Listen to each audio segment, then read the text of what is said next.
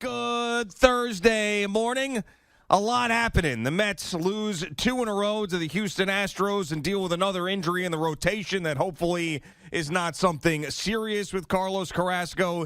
The Yankees continue to win. Another hero last night in Trevino. Another Judge epic performance as they take that series from the Rays. They're on the brink of actually losing a series, but no, they're not going to lose a series. This is the 2022 New York Yankees. Roger Goodell on the hot seat yesterday. Some real interesting stuff coming out of that.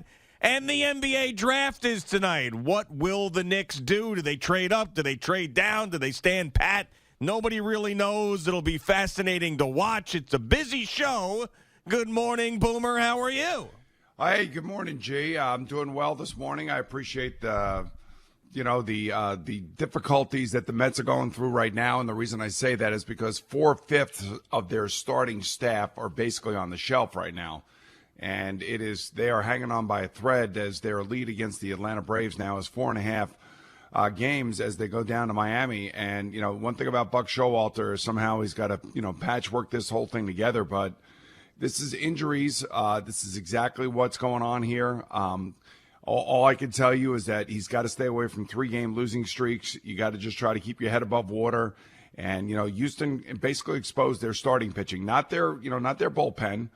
Their starting pitching, and it is a huge concern for the Mets, and that's one of the reasons why I think that Max Scherzer wants to come back and pitch on Sunday, because with what they're throwing out there now, and against a good team like the Houston Astros, they just basically took advantage of it, and now with another guy down, and I don't know how long Carrasco is going to be out. Yeah, I mean, it might be. I mean, they just said the lower back soreness. I mean, that maybe he comes back and makes the next start, or maybe he misses a month. I mean, I really don't know, and you weren't given really any indication. I mean, I'm not as freaked out about it because I know Scherzer's coming back, so it's sort of like you're making a trade there for Carrasco for Scherzer, which you would do anytime. But, yeah, I mean, it is concerning that this continues to happen. And also, you really don't have a real timetable on Jacob deGrom either. And then when he does come back, you're not really confident in him staying there for the rest of the season. So somewhere around, I think, $75-85 million worth of players are not pitching for the Mets. Yeah. I mean, the numbers are staggering when you think about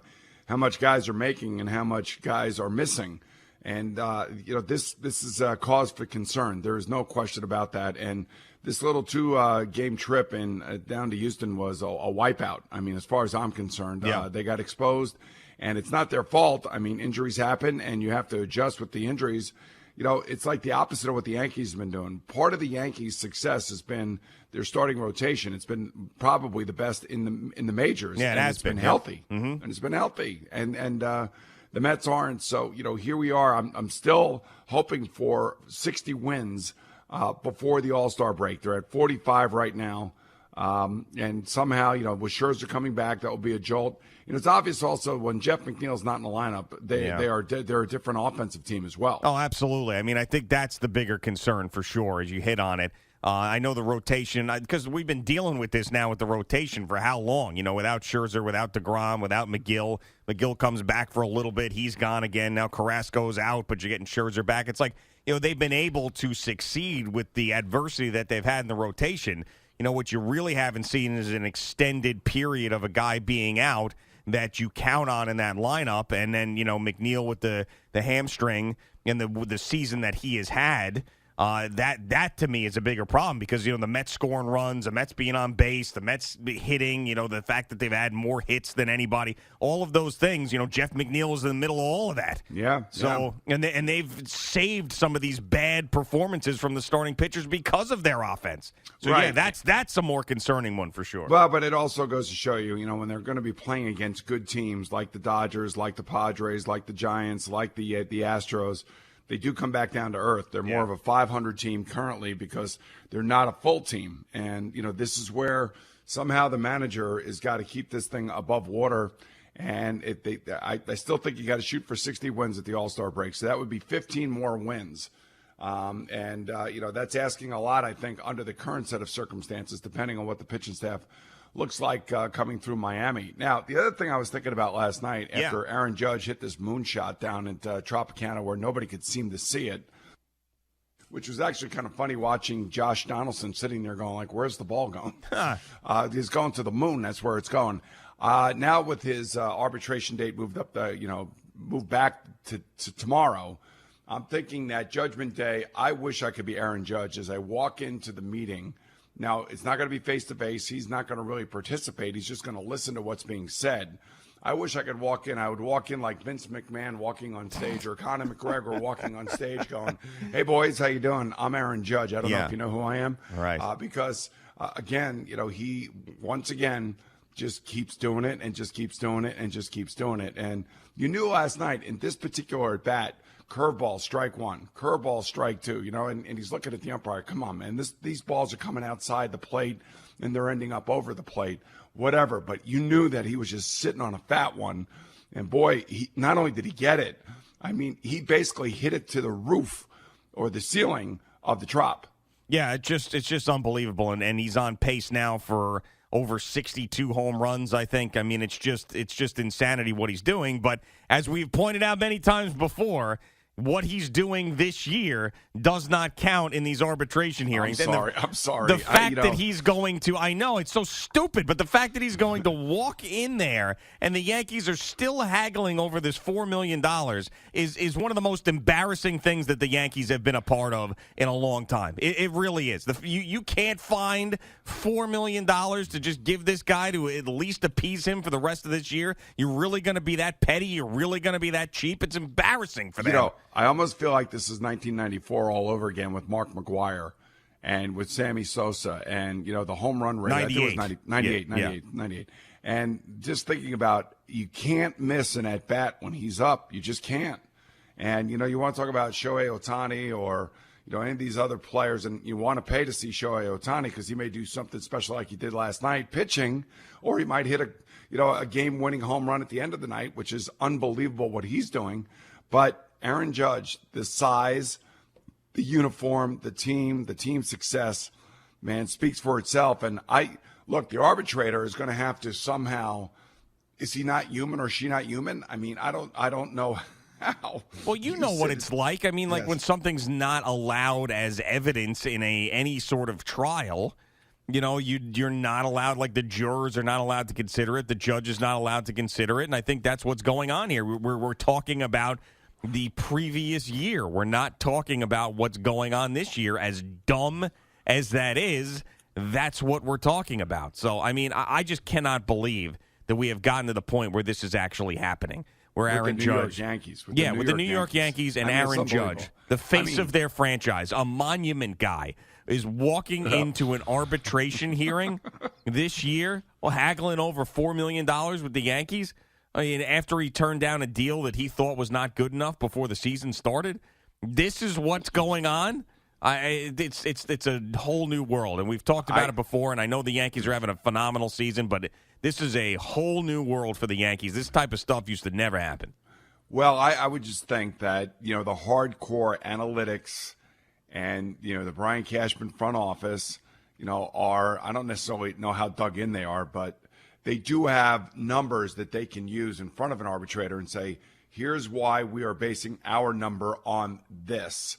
And they can give all the, different reasons why, injuries, lack of production, whatever you want to say, compared to other players that are making this kind of money. And I could see how on paper, when you look at it, you could say to yourself, okay, the Yankees got a very good point.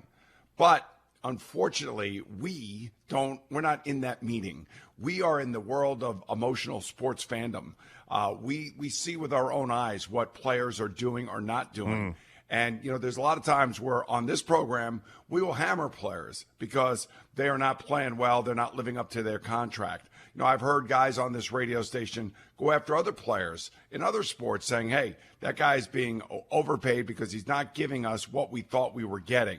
This is the complete opposite of that. This is 100% emotional support given to the player in question here because of who the player is, how he's playing right now, and how he has acted and how he has played for the most part when he's on the field wearing this uniform. Yeah, I don't know who is the driving force behind this.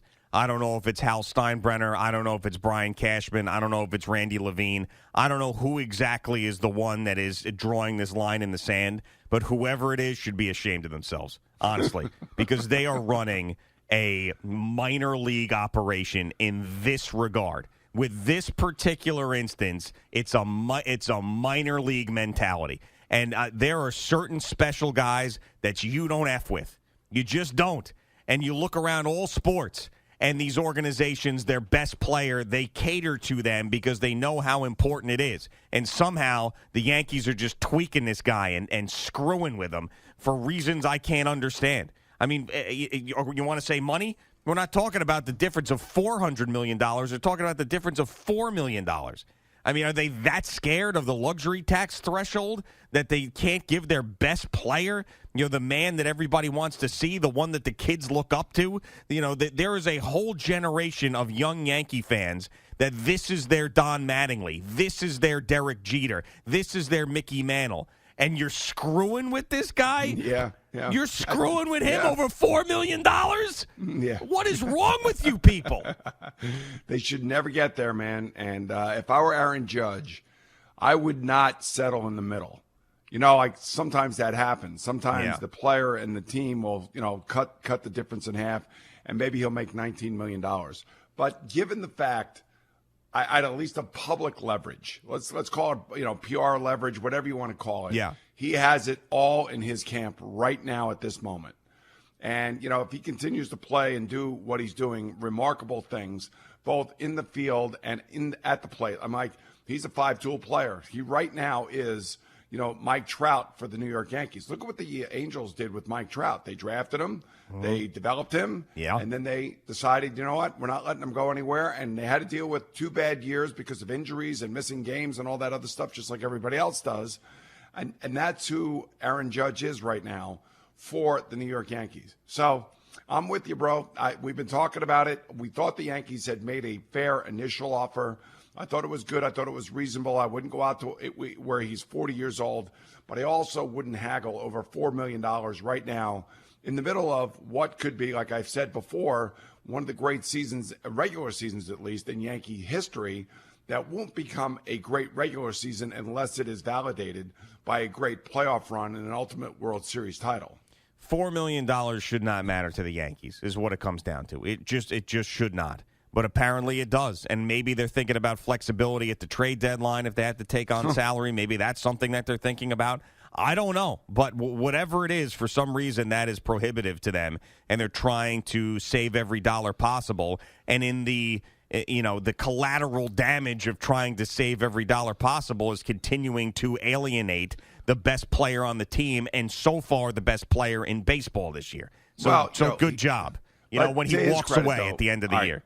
Right. But to his credit, as we have said, he said this is business. A lot of guys go through this. It's not the pretty side of business. It's just the way the system is set up. I mean, again, he has handled this thing publicly unbelievably. I mean, really, honestly, his teammates love him. The fan base loves him. And I just think the way that he has handled all of this, like he's not bitching and complaining. He's not missing games. His performance is not affected by it by any stretch of the imagination. As a matter of fact, maybe it's motivating him. I don't know. But all I can tell you is that he has been, like in my eyes, like if I look at athletes across our city and you want to list the top athletes, he's right there with the best of them. And he's right there with the best of them because not only what he's doing on the field, but it's the way that he carries himself off the field. You can't argue about one aspect of who he is or what he's doing right now. You may argue that, okay, he's 30 and he has had an injury history. You could argue that, and that's probably what the Yankees are going to argue. But and that argument's for the long-term deal. It's not for the $4 million this year. Well, it's not. Again, the $4 million has nothing to do with his play right now. That's the thing. But still, it just seems right for me. The Yankees say, "Look, we're not going to arbitration. Keep the 21, and let's play it out." And we appreciate you. We want you to know that we appreciate you. Yes. And maybe that has some sort of impact on the long-term contract extension talks. And Aaron Judge is probably looking over at Francisco Lindor going, man, this is a guy who got traded over there, Steve Cohen immediately, before he played a game. Well, actually, no, like a little bit after that. But soon after that trade was made, gave him $340 million. And he had really done nothing for the Mets. Yeah, but the Mets here I need it. am. It's all supply and demand, right? Right, but here I am, coming up through this organization, doing what I've been doing, finished second in MVP a couple years ago. Yeah, I've been hurt, but still, and I can't get the respect from the Yankees. I mean, that's stuff like that's got to drive him nuts. And that's why he said. But he won't tell you that. He won't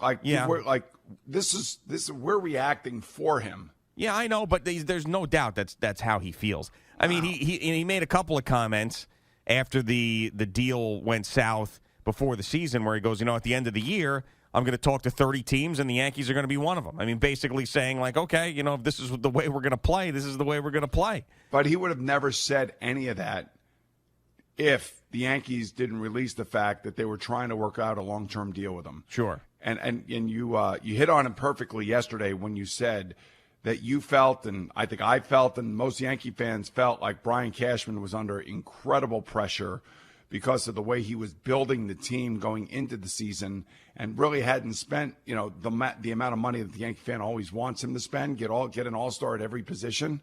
And when they acquired Isaiah Kiner-Falefa and then they brought in Josh Donaldson, Yankee fans were not happy. They were not happy at all. But Brian Cashman knew what he was doing, and I think a lot of that has to do with budgetary constraints, long-term budgetary constraints. Remember, Hal Steinbrenner is the general partner of the Yankees. Yeah, he's the controlling general partner, the owner of the Yankees. He has partners he's got to deal with, and he has said that. But that's the last thing Yankee fans want to hear. What they want, they don't want their season interrupted.